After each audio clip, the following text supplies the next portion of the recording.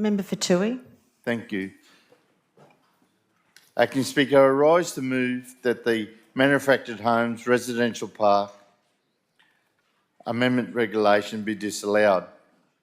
This regulation delays the commencement of a crucial consumer protection reforms passed by this very House. These reforms were hard fought for by residents and homeowners, yet the government seeks to postpone their introduction for another year until the 7th of June 2026. Manufactured home residents own their homes but rent the land from park operators. Their rights are governed by the Manufactured Homes Residential Parks Act. In June 2024, the Parliament passed amendments to strengthen consumer protections, improve transparency in site rent, streamline sales and require park owners to maintain capital replacement plans. Thanks to the pressure from the Labor opposition, the Crisafulli LNP Government was forced to act.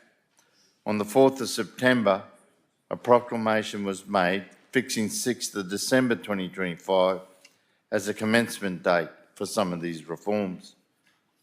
Those reforms are site rent increases, buyback obligations and park registration.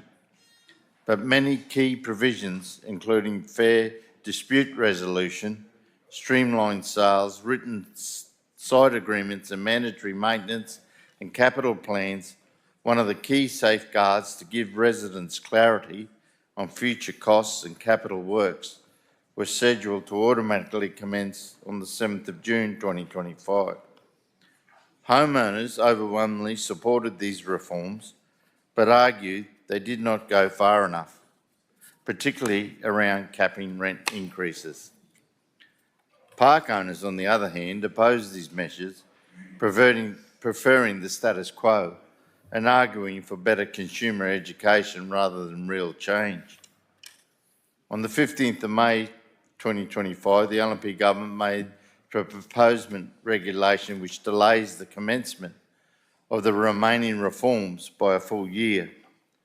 And this means homeowners will have to wait until June 2026 for protections that were promised and which Parliament legislated for in 2024. This means that key reforms like the below are being delayed. Residential park dispute provisions, requirements for written site agreements in the approved form, streamlined sale processes for manufactured homes and site agreements, obligations for park owners to prepare and share maintenance and capital replacement plans. These are not minor administrative changes. These are core consumer protections designed to address long-standing inequities in this sector. Crisafulli LNP Government has argued that postponement is necessary to finalise regulatory frameworks and consult with stakeholders, but these reforms were already the subject of extensive consultation in 2023 and 2024. Stakeholders were heard, Parliament decided. Residents were promised stronger rights and more transparency.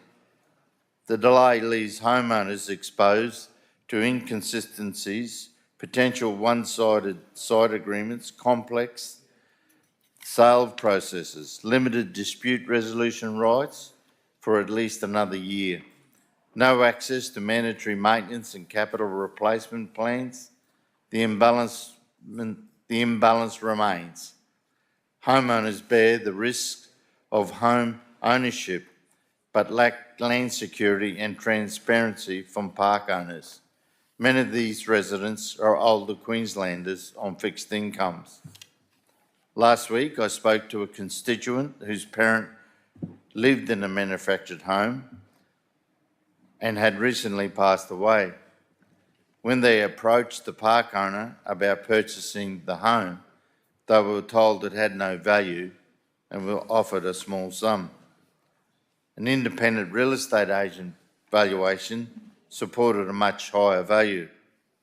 The park owner dismissed this approach and said they don't want to be in manufactured homes and they were going to redevelop the park.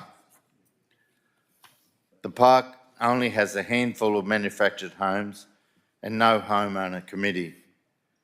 The family now faces an impossible choice: accept the low offer or take the matter to QCAT, a process that could take some time, during which time they have to keep paying site fees.